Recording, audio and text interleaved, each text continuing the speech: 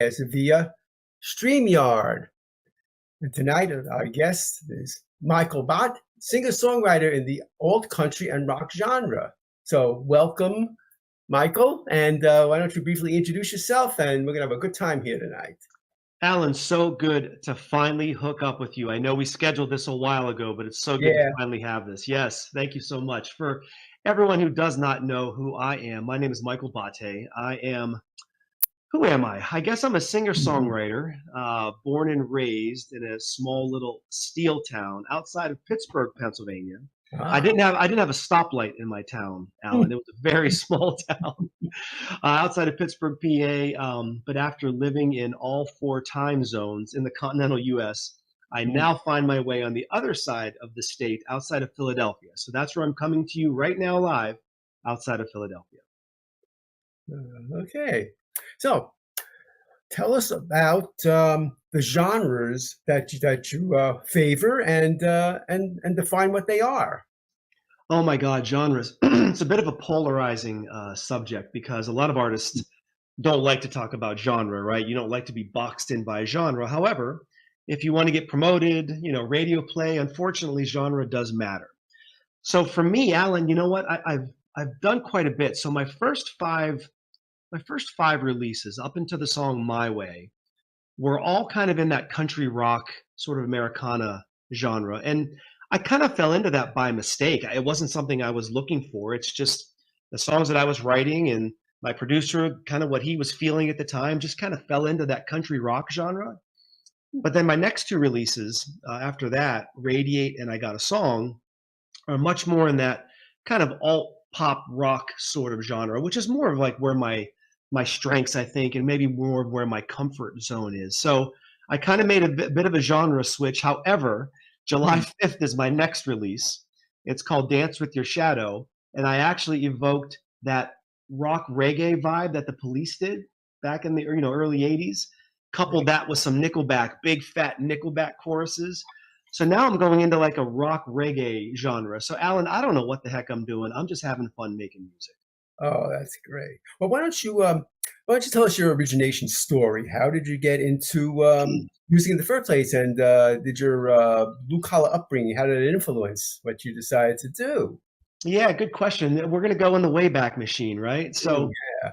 I kind of joke that my father sang more than he spoke. I mean, he never did anything professionally, but growing up, he was involved in so many different artistic forms. He was a member of, do you remember the barbershop quartets with the a cappella and the harmonizing? Sure. Very, very challenging music. He was involved in those.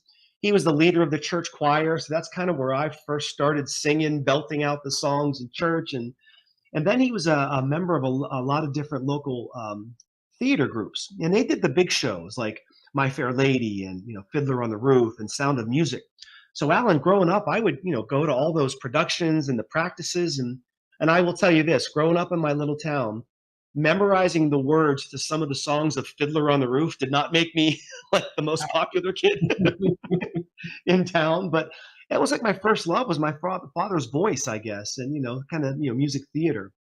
But then fast forward, of course, as a child of the 80s, there were so many different genres even being born. Think about, R&B and hip hop and rap that was kind of being born in the late 70s, early 80s. And then you had hair metal bands in the 80s. Then you had grunge rock in the 80s. So I was all over the place with my musical influences. And, college days came, which was all the Pearl Jam days and the Soundgarden, all the big grunge days. So I was just all over the place. And then I didn't actually pick up a guitar until age 25. I had just gotten married. It was 1995. I was young. And I thought, I want to try this guitar thing. And Alan, I swear, I thought that you just grab the guitar. I thought if you just stroked it gently and, hit a couple strings, all these angelic sounds would come out. And it just didn't work that way for me. No? It did not. So I threw that guitar, literally, I smashed it out of a second-story window, threw it. It was a pawn shop guitar. But then finally I moved to San Francisco, California, the Bay Area. I was actually in Oakland, California. And I met this guy traveling, through from Australia named Sebastian Beltrami. And he was like, hey, man, if you want to learn some guitar stuff, I'll teach you some stuff. And we started like doing some stuff and writing music together. But then life takes over and he had to go back to Australia. And, I moved to a different place, and then I met these other guys, and we formed this garage band called LFR. And we were a garage band, Alan, that never really wanted to leave the garage. Oh, It was much more fun in the garage, man. We had everything we needed. Everything was cool. So, like, fast forward all this stuff. I never actually recorded a note in my life until 2020 when the quarantine, COVID came, because I had, time on my hands. So that's when the Michael Botte Band, as we know it, was formed over quarantine because I had time to finally try to do something musically. And here I am on your show. oh, okay. Yeah. Yeah. So you prefer, is your name pronounced Bate, not Bot? Yeah, it's Italian. We use the Italian pronunciation. Yeah. Which A is lot, Bate. Oh, yeah, a lot of okay. people do that though. A lot of people do that. Yeah. Yeah. Okay. Very good. Yeah, you mentioned that COVID is what got you into recording in the Yeah. first place. But you've been writing music for a long time before that, right? Oh, for decades. I mean, I probably wrote my first song in the early 90s, I guess. They sat in a book for a very long time. Back then, you used to write, in books, right, with a pen and paper. Yeah, I've been writing for a long time, playing. I'm the guy that always kind of played in the corner, just kind of did my own thing, writing some chords, some music. I always use the hashtag Alan, music is my therapy. Hmm. So I was just writing to just get through the day and express thoughts. But finally, when COVID came, I had time. I wasn't traveling for work. My daughter was actually a drummer in a couple bands, and so she was like, "Dad, why don't you try to like do something?" So I bought a DAW. I learned how to make recordings. I learned how to. I had like a interface, and I learned how to make demos, and that's kind of how all this started. I put some demos on Facebook in different Facebook groups, and a producer kind of reached out, and a couple different producers reached out, and then finally one producer who is my producer to this day, Bob Beals from Sound Foundation Studios, reached out, and we started making music together. That's how this all started. We met over the internet. Oh, well, that's the modern way. I met you over the internet. Yeah, right, right. Yeah. So COVID must have given a lot of people, a chance to do what they might not have otherwise have had time to do. No, you're right. You're right. I've heard people say that it's not about like ambition or drive. It's just about the time, like just the time to do it, right? And I will say, without going into all the details, COVID was, the good part is that the Michael Botte Band was formed, but COVID was very, very unkind to my family in different ways. So I had a lot of material to write about. I had a lot of things to say over COVID, which is why I wrote voraciously. I mean, I wrote dozens of songs over COVID. I just had a lot to say, and I guess the time to say it. Yeah, okay, good. That's great. Yeah, as I said, COVID is, in a sense, COVID is what got me into the podcast Yeah, because I don't know if you heard about the platform called Clubhouse. So I haven't. No. yeah, the Clubhouse is a platform that it was created for its time. It was Yeah. where people could go all get together on a stage, so to speak, or in an audience, and it was all audio.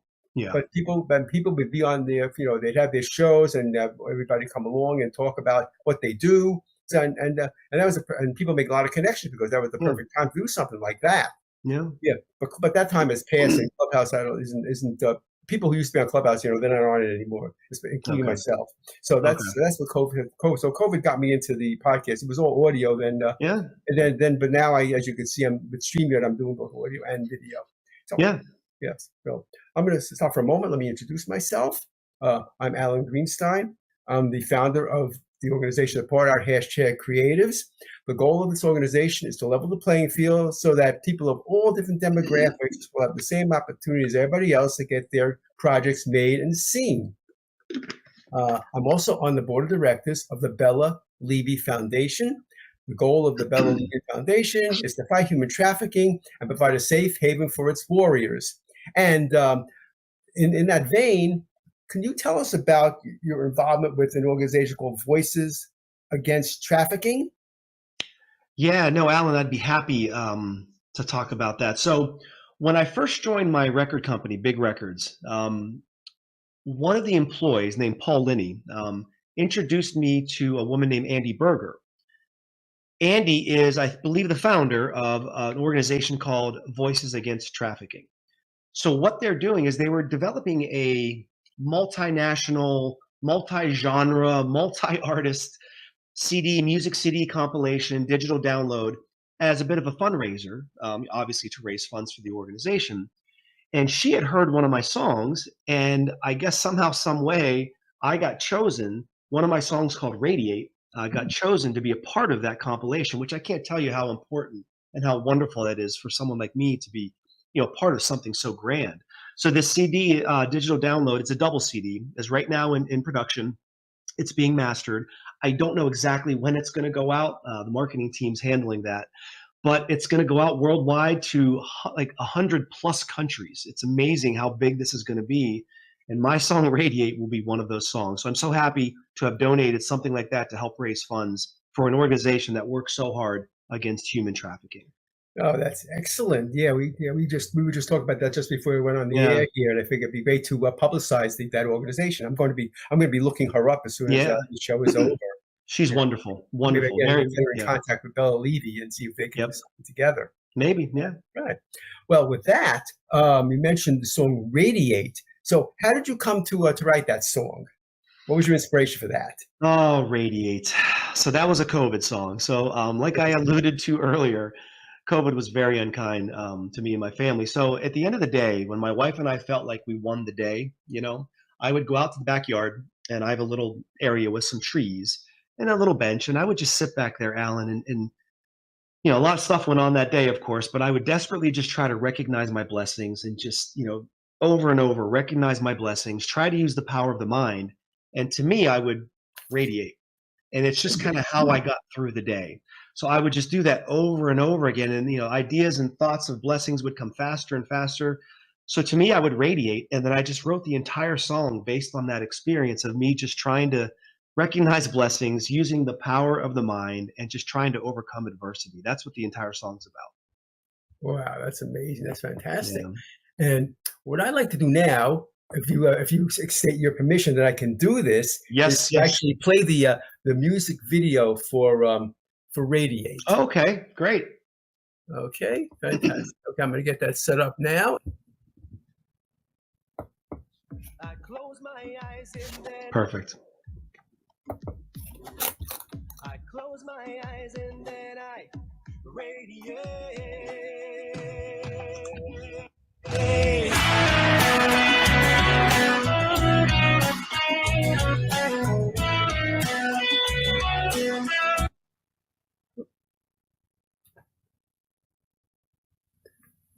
Oh. I tried a million times, for heaven's sake, to dig myself out of this sudden earthquake. But I see Orion floating right on by, and I hear the sisters singing across the boundless sky. I can't find the forest through the trees. I'll ask the wise man, can you release me? I close my eyes and then I radiate. I purify and then I consecrate. I may start slow but I accelerate. I close my eyes and then I radiate.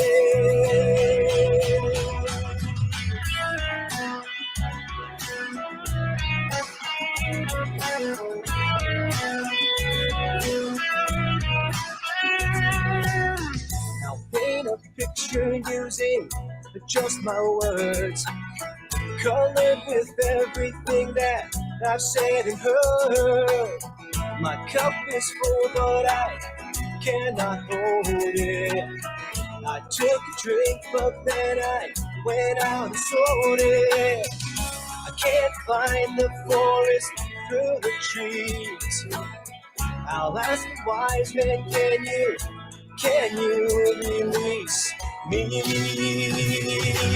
I close my eyes and then I radiate. I purify and then I consecrate. I may start slow but I accelerate. I close my eyes and then I radiate. I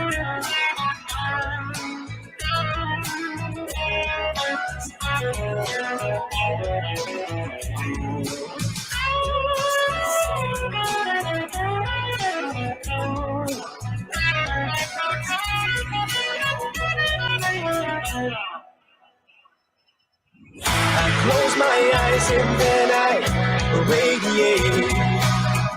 I purify and then I consecrate. I may start slow, but I accelerate. I close my eyes and then I radiate.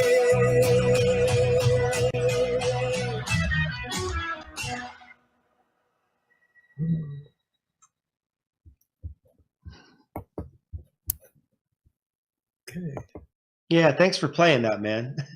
Oh yeah, well, I'm so glad that we did, and the images of the video, in a sense, it looks like you have a woman there who's it looks like she's trying to get out of like a prison, like as if she's a victim of human trafficking. I'm not sure if that's that's the way I interpreted it.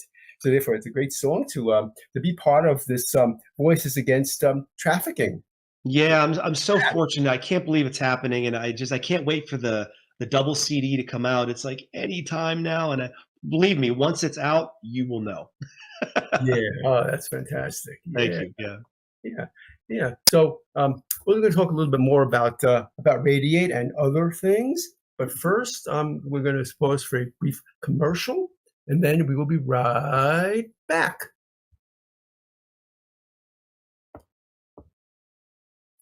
I'm Alan Greenstein, founder and producer at Support Our Hashtag Creatives. At Support Our Hashtag Creatives, I offer a number of services to support those developing a project. Check out the Services tab of my website at supportourcreatives.com. If you are interested, please use the Contact tab on my website or email me directly at alan@supportourcreatives.com.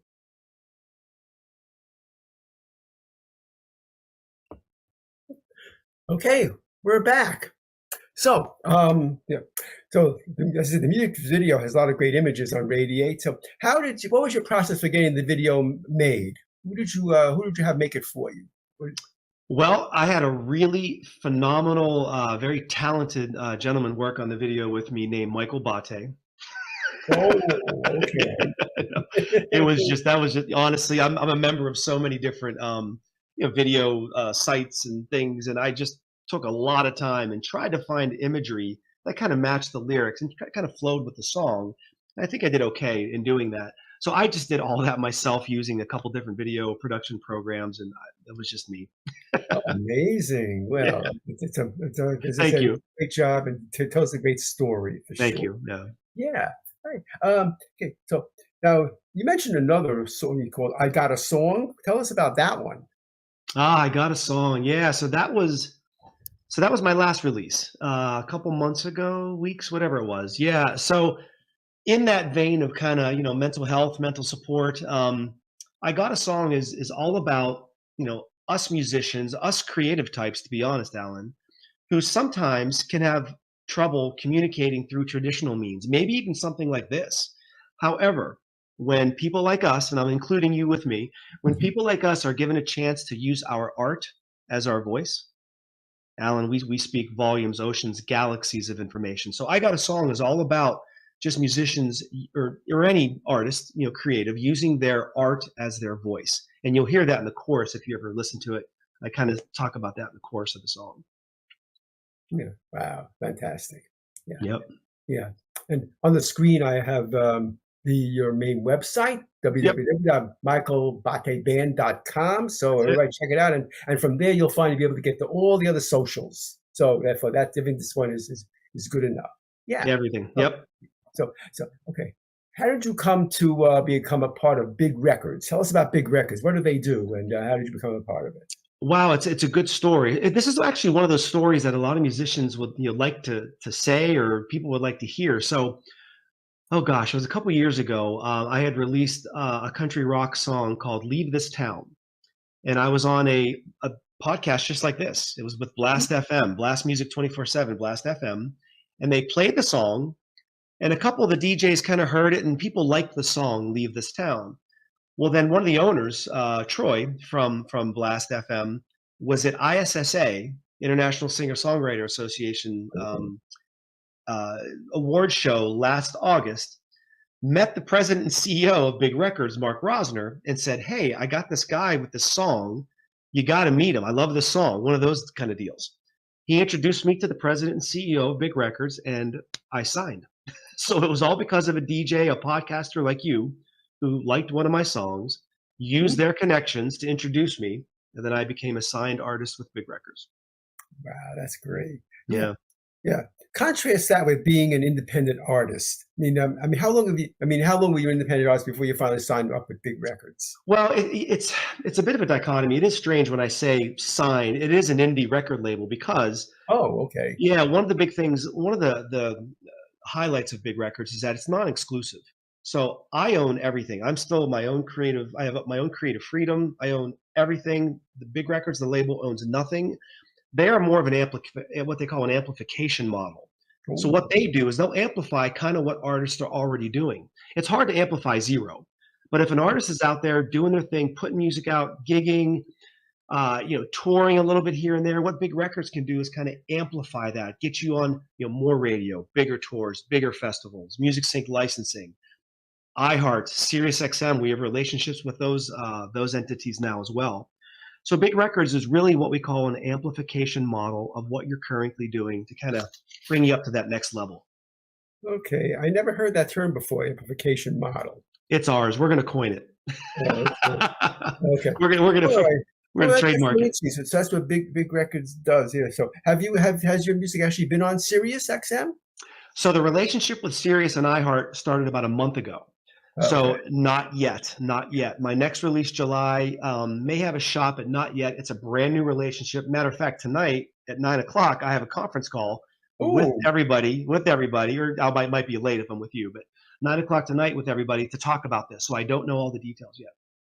Oh, this is so exciting! So it is very exciting. Yeah, a big breakthrough. It is big. I mean, those are the two biggest internet radio providers on planet Earth, and to have an ability to get exposure on those would be phenomenal. So we're going to learn more about it. Yeah. Okay. Well, I hope that you'll let everybody know when this happens. Yeah. Yep. Yeah. I guess you publicize it on your on this website that we have, Michael Botte Band. Oh yeah. Everyone will know. Everyone will know. Fantastic. Yeah. And if you give me a heads up, I'll make sure that I get publicized stuff on. Yeah. No. Awesome stuff. Thank you, brother. Thank you, brother. Doing that. Yeah. Okay. Let's see. So basically, I think I'm always big on process. So how do you when does it take you when you get an idea of a song to coming up with the lyrics and stuff? Is this something that you spend a lot of time on, or does it come right to you? How does that go with you?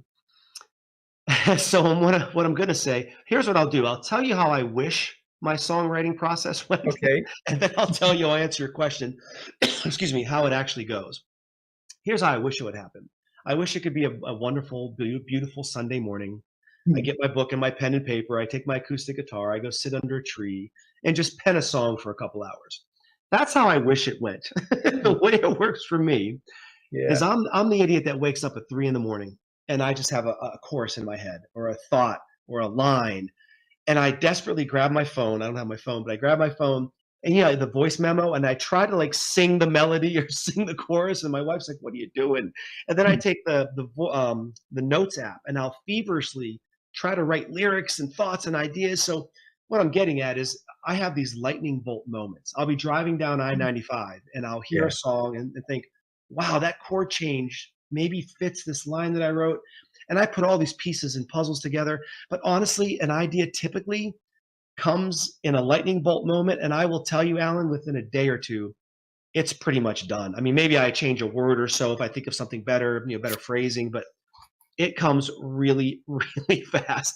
Just these lightning bolt moments. Lightning bolt moment. Oh, another golden nugget. Yeah. Lightning bolt moment. Yeah. Well, someone who's into music as you are, of course, you're going to be, as you're listening to the radio, you're going to be analyzing everything that you hear. and figure, is there something that I can use? There is a curse. There is a curse to being a musician because I listen to music differently as a musician versus as a music lover. And I got to stop doing that. I got to always be a music lover first. But I'm always thinking, "Ooh, look at that production. Boy, the high frequencies are pretty cool. Maybe more bottom end. Is that compressed enough?" I'm always thinking about all these crazy things, and I got to stop doing that. I got to continually just listen to music as a music lover. Yeah. Okay. Well, could that be a good thing to strive for? Yeah. My situation, I'm facing the same thing, but in a different area. They're talking Yeah. about film and Yeah. TV shows and stuff like that. I'm always looking at certain things. Yeah. I've been interested in that for a long time. Things that people might not even notice. Yep. You do. Yeah. So, and I notice that stuff. Yep. Yeah. Right. Yeah. Fantastic. Yeah. Let's see. Do you have any upcoming events? So I know Big Records has a lot of different tours going on, different festivals. I am not slated for anything. The only big event I have, I think I might have mentioned, July 5th is my next release, which is less than 4 weeks. And it's very, very different. I think I might have mentioned, I'm trying to evoke that early Police, reggae rock that they did. I love that sound, but couple that with like big Nickelback fat choruses, if you're familiar with those two bands. So the song is called Dance With Your Shadow.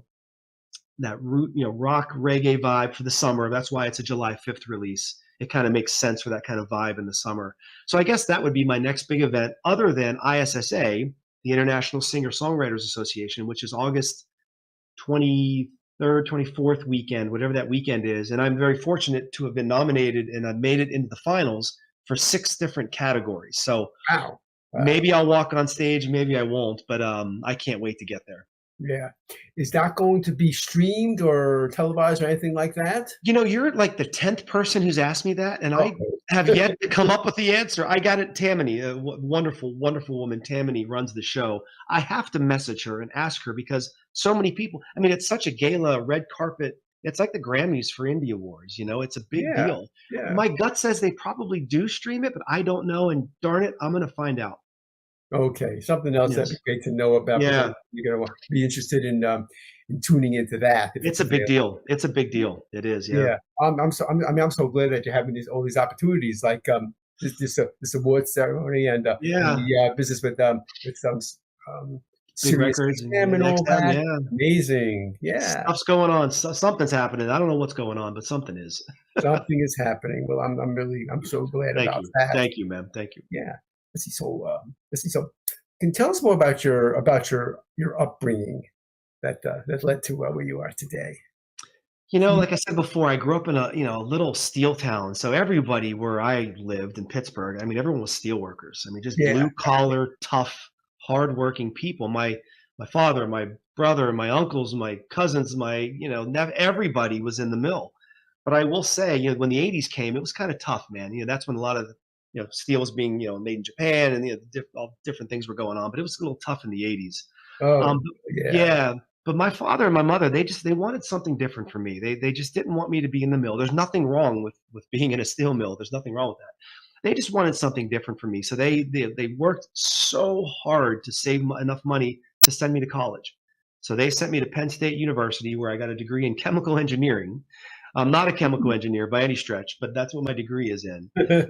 So I just grew up with that blue collar mentality, but I myself, I guess you'd call myself a white collar guy, but still I have that blue collar mentality, just trying to work hard and appreciate people and appreciate what you have and just always be grateful for what you have. And I think my blue collar, tough working parents, taught me that. So I'm very fortunate. Yeah. Maybe when you talk about the 80s in Pennsylvania and all that stuff, makes you think of the Billy Joel song, Allentown. Allentown. Yep. That was the big one. Yeah. And they're closing all the factories down. I think that was one of the lines. Yeah. Yeah. Right. My family went through that. Went through that. Wow. We went through that. Yeah. So But so Pennsylvania, that's your place though. You're still living in Pennsylvania after all these years. Yeah, so we've lived in all 4 time zones. So I grew up in the Pittsburgh area, but then moved. I lived in Chicago, that's Central Time Zone, Madison, Wisconsin, Central Time Zone. Yeah. Then out to California, West Coast, And then we moved to the desert of New Mexico, outside of Albuquerque. So that's Mountain Time. So you've been all over. Then moved back. Back to Pennsylvania. Yeah. Wow. Yep. Yeah. All Yeah. over. Yep. My spirit is wild, Alan. But what's funny is I was born in Pennsylvania, and I'm going to die in Pennsylvania. Yeah. Yeah. Yep. Well, it's Danny Perro who interviewed you, and that's how you got to be on my show. She always talks about, when are you going to come to New Jersey, right?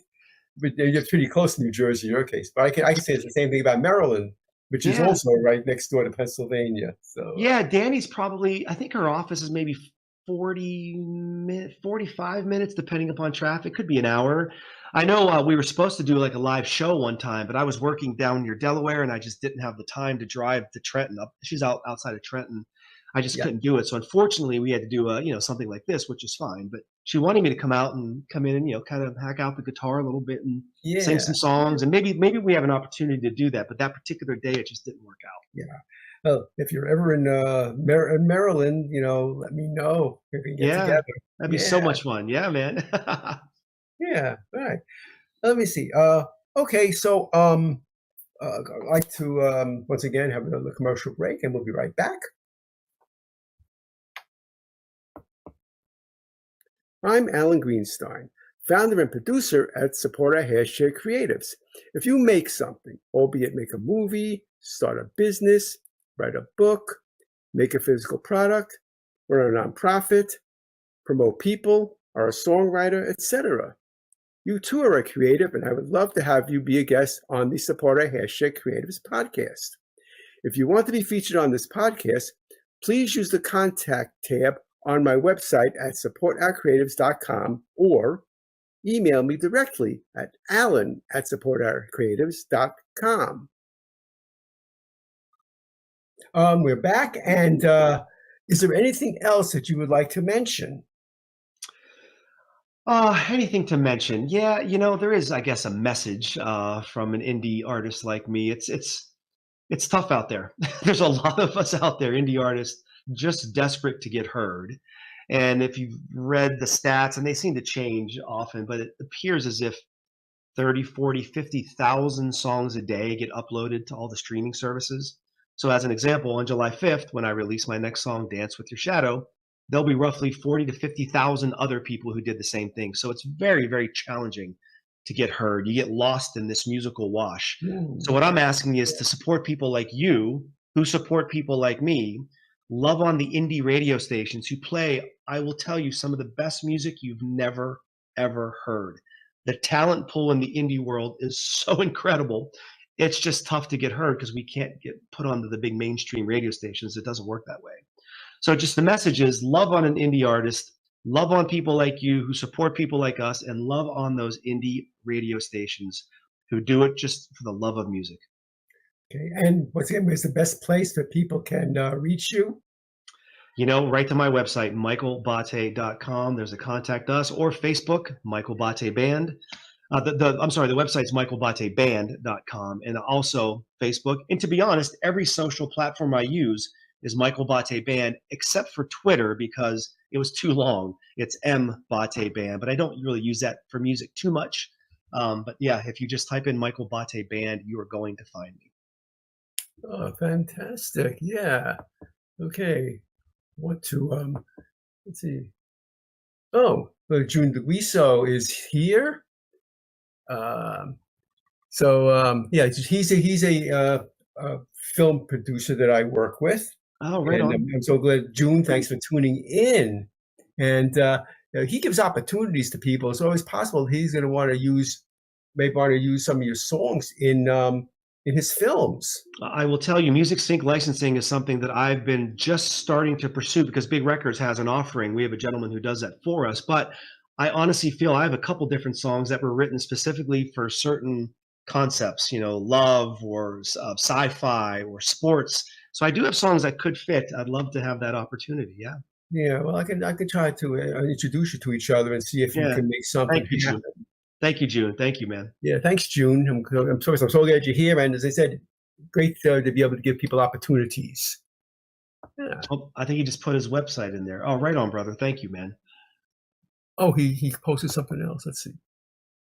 Oh, okay, that's right. Oh, I see. Yeah, the 16th annual WMIFF World Music and Independent Film Festival. Oh, right on. Yes, I'll tell you about I'll give you the information about all that stuff so you guys can get in touch with each other. Yeah, Once again, email thanks, me. June. Thank you, June. Okay. All right. Well, we're about to wrap things up. So, tune into our next show. It's about #Creatives podcast. Usually we're on Mondays at 8 p.m. Eastern Time.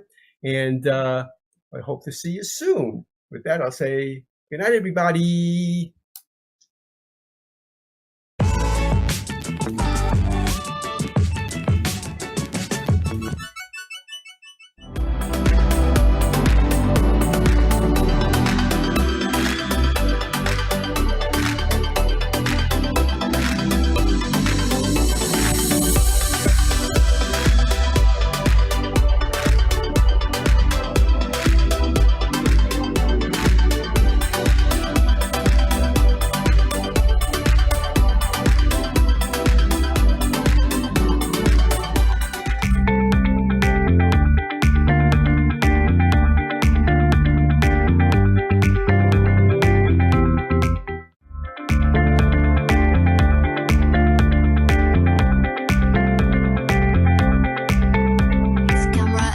That's it.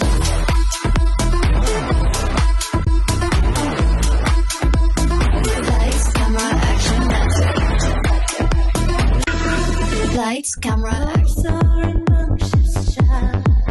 Just calm yourself down. Oh, sorry, just calm yourself down.